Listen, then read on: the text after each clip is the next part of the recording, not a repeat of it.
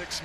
He's got the skill set to finish, and when Giddens is fill in for Creason, but does not bring the same offensive punch. Exactly. You know, you don't throw the ball into Ronnie Aguilar and expect him to score from the post position, where Creason, to a degree, that is the case. And then the guy from last year, Jason Smith, obviously was excellent.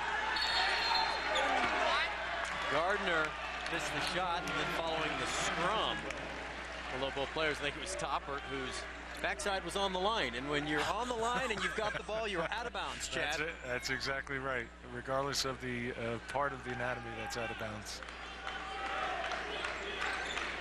Gardner to inbound. McFarland guarded by Wills. There's a pair of young talents to draw to in the conference. Exactly. A great future for the league.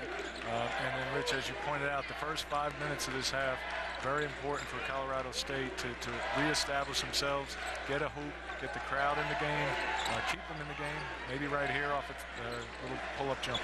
Walker draws 3 cherry and silver jerseys, and his shot won't go down. Boy, you talk about 39-32. Martinez finds Toppert, and Chad Toppert hits a 3.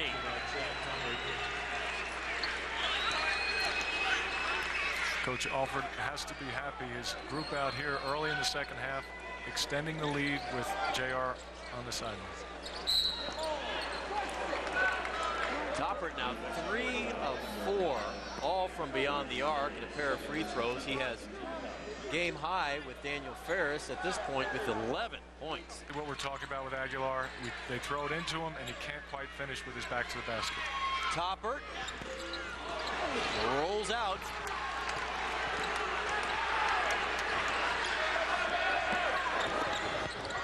To keep them within striking range.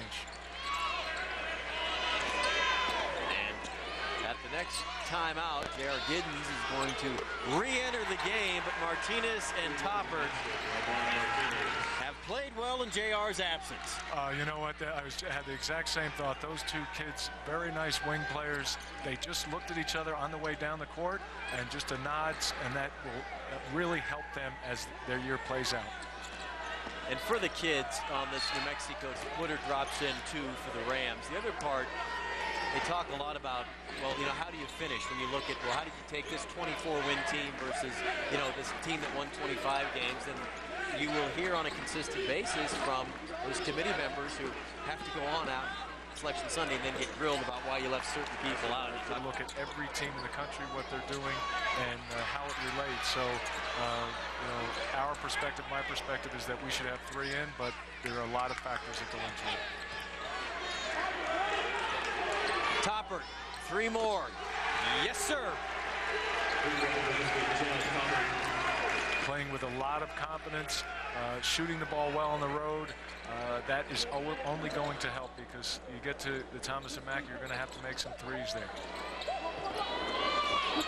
Kids that can play at a high level, so you have to kind of forget a lot of those things, and you have got to improve your game every year, because we talked about scouting. Teams are going to prepare for you.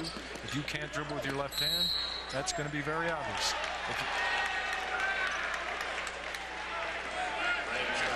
And now for our Sonic.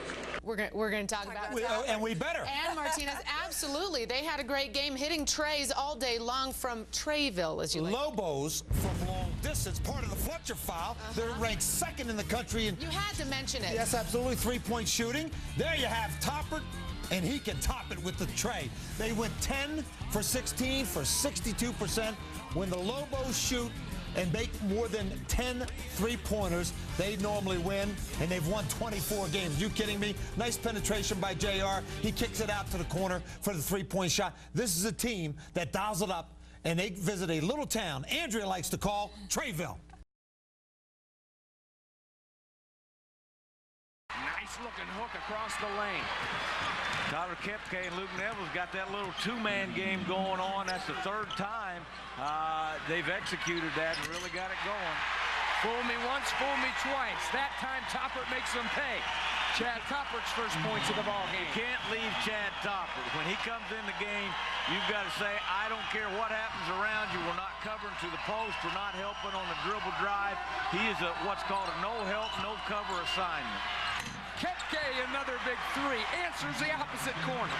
That is that little two-man game where I talked about just the one before that, the adjustment defensively that needs to be made there. Once Tyler Kepke throws it into Luke Neville, you can't let Kepke catch it again. They've given up now over 10 points on just that little two-man game.